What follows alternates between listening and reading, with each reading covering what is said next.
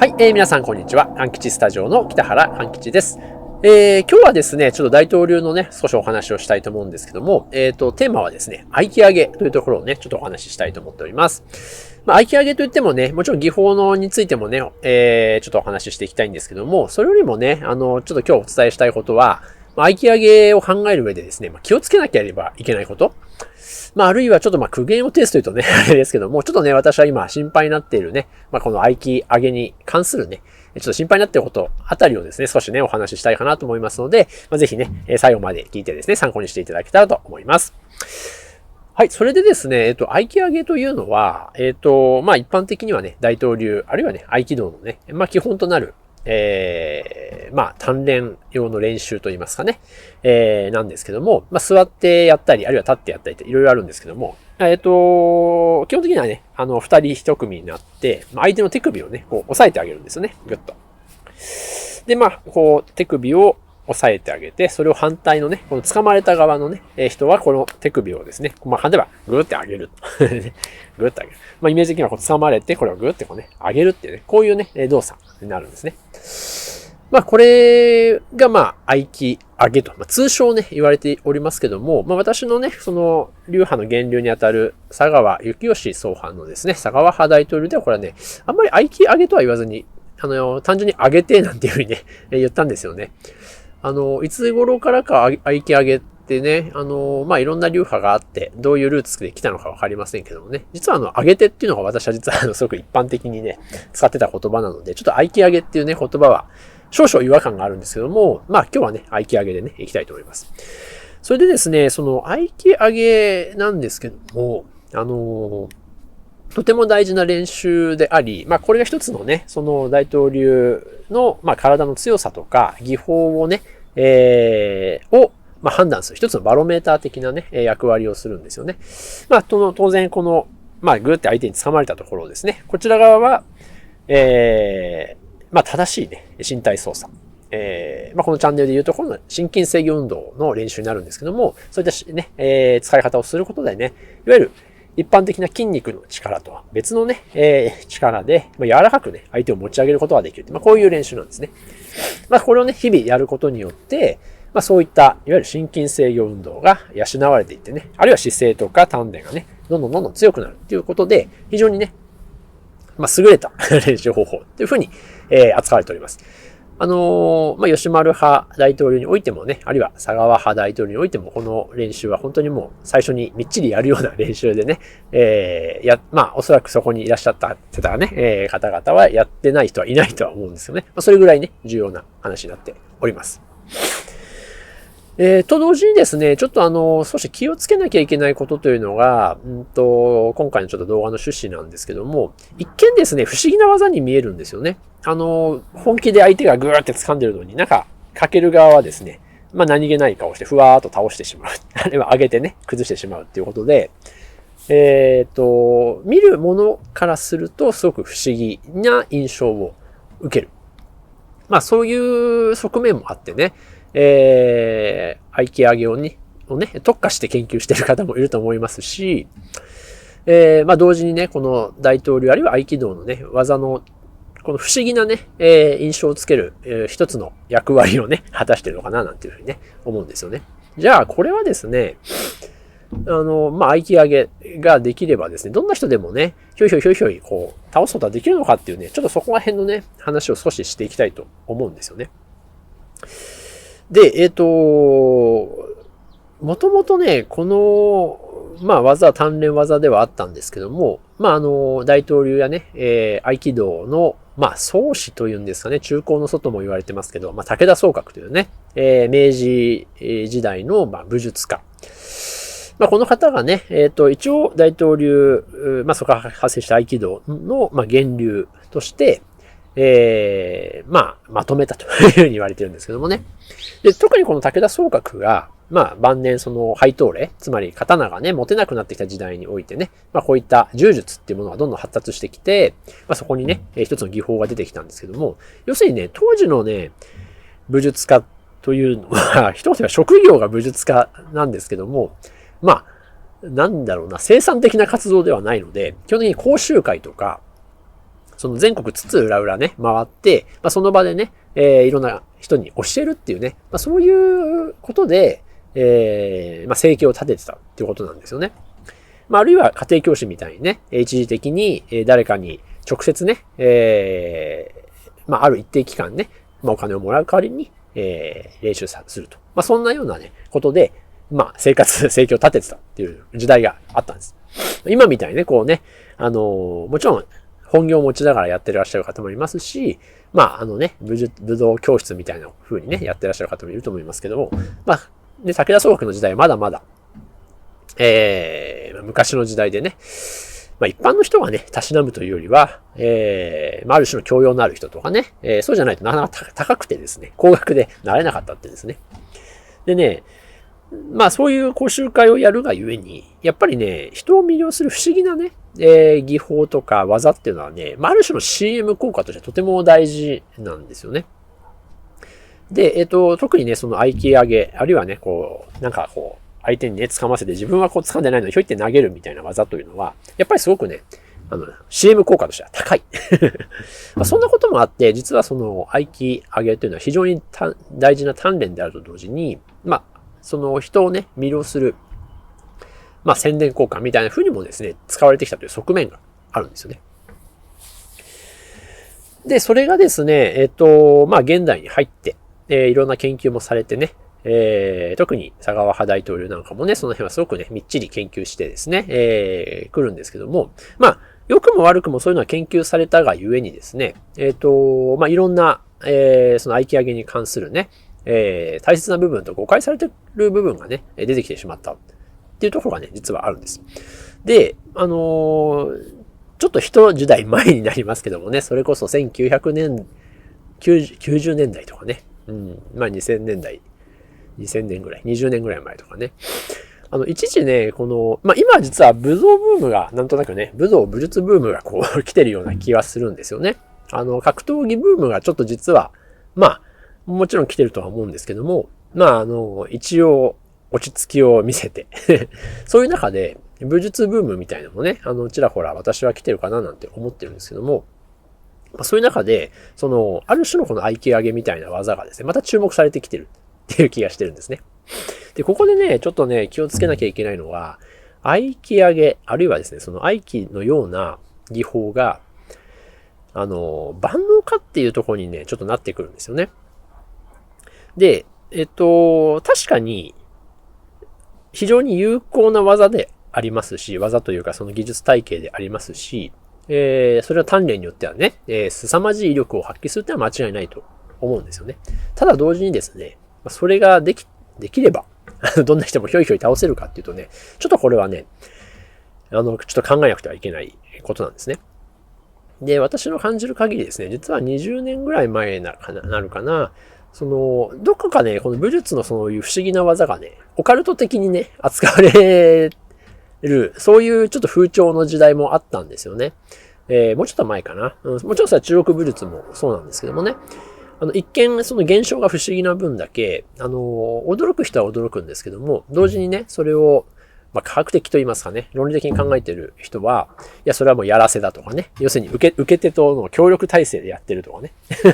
いろいろ、ある。で、それは実際どうなのっていうところが、多くの方が興味を持っていて、で、またね、実際に体験したりね、されて、そういう声がね、いろいろ出てくると思うので、ますますね、混乱してるというふうにね、思うんです。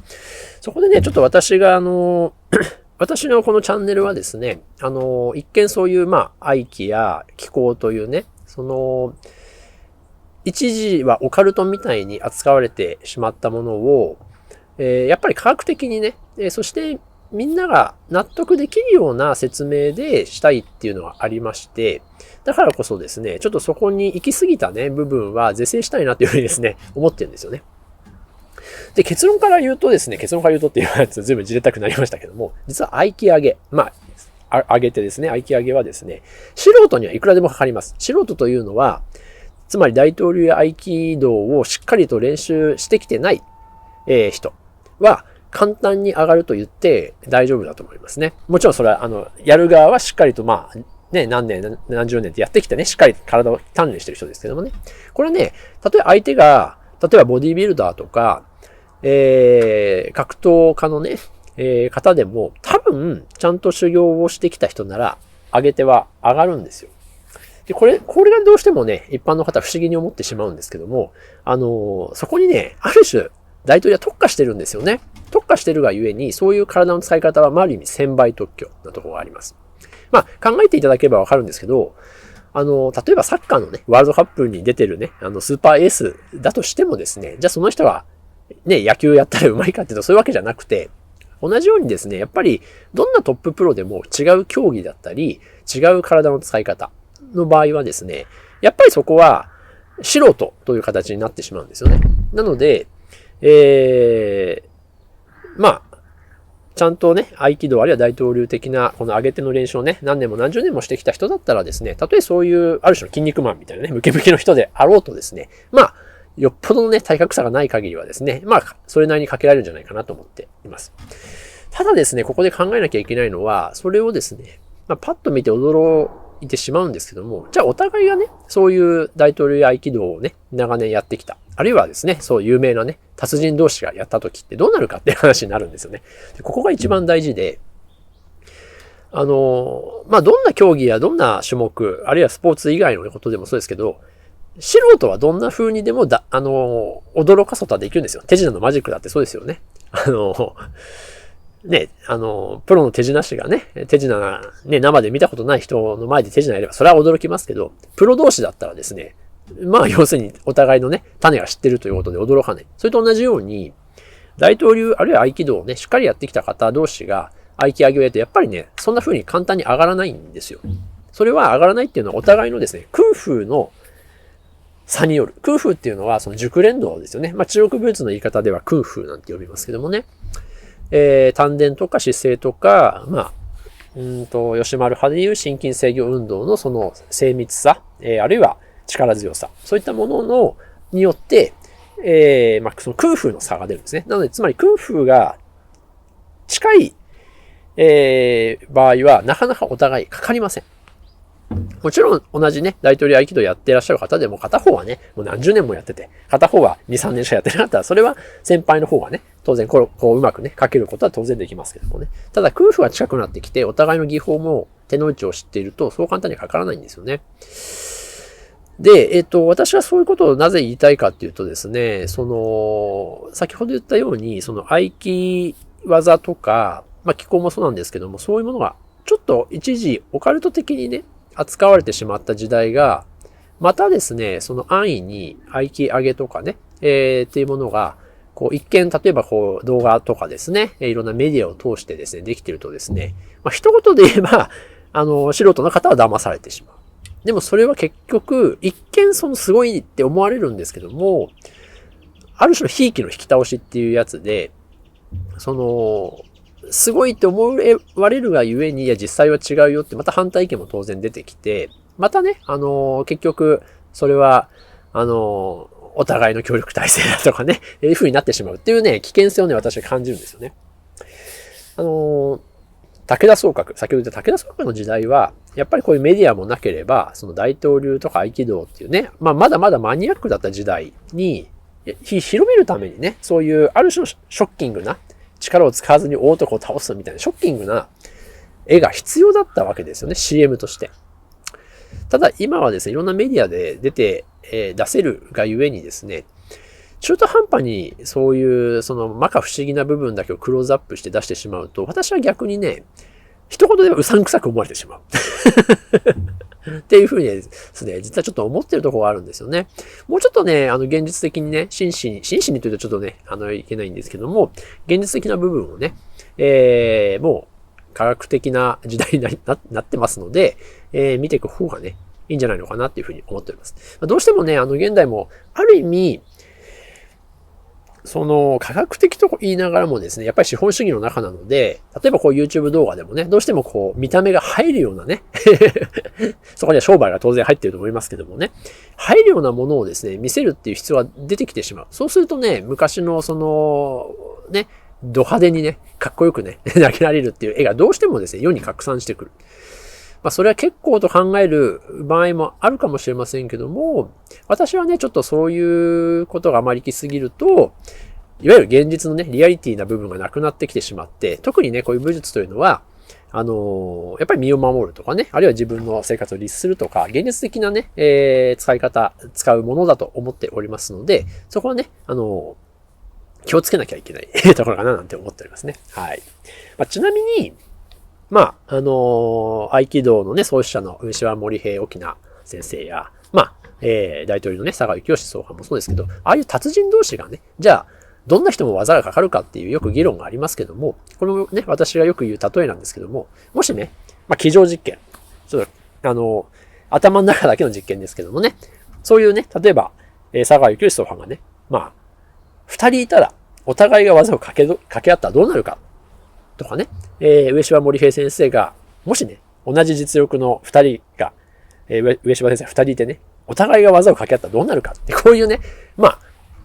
空想上の思考実験をね、ちょっとやってみると、それはやっぱりお互いが技を知り尽くしているので、おそらくかけるの難しいでしょっていうことにね、なってくるんですよね。そういうふうにね、冷静に考えると、この合気上げ、上げてもですね、実は冷静に考えられて、これあくまでね、鍛錬、ごめんなさい、鍛錬とか、あるいはね、自分の空腹をね、測るっていうね、そういうツールとして使うことがね、とても大事かな、なんていうふうにですね、思っております。もちろんね、そういう技に憧れてね、練習するのは当然人間だからね、何かに憧れてね、始めるのは当たり前なことなんですけども、それがね、行き過ぎてしまうと、やっぱりどうしても視点が狭まってしまってね、武術のね、上達そのものをね、妨げてしまう可能性がね、ありますので、ちょっとね、気をつけていただきたいと思います。大統領に限らず、私がですね、八極拳の師匠にですね、あげてというかね、こういうのしても、もう、びくともしないです。もう、それは八極拳の空風が、大統領ではないですけども、八極拳の空風も、ある意味、大統領と共通する部分がものすごくありますので、もう、八極拳をそこまでね、空風高められると、大統領の私ごときの技なんかも全部、もう、一切ね、聞くどころかびくともしないっていうね、そういう状況ありますので、そういうね、お互いがね、もう、お互いが要するにね、丹田とかそういう力を持っていたら、もう、あとは空風の差ということで、日常のね、そういう空風、大統領、吉丸派大統領で言えば、合気の連帯をね、ますます磨いていくことが大事かなと思っております。はい。というわけでですね、今日はちょっと合気上げ。佐川派大統領で上げてのね、ちょっと、内容をですね、少し気をつけなきゃいけないところとですね、その根本的なね、考え方についてね、少しお話しさせていただきました。その辺も含めてね、今後の練習に参考にしていただければいいかなと思います。はい。ではね、また次回の動画でお会いいたしましょう。ご視聴ありがとうございました。はい、さよなら。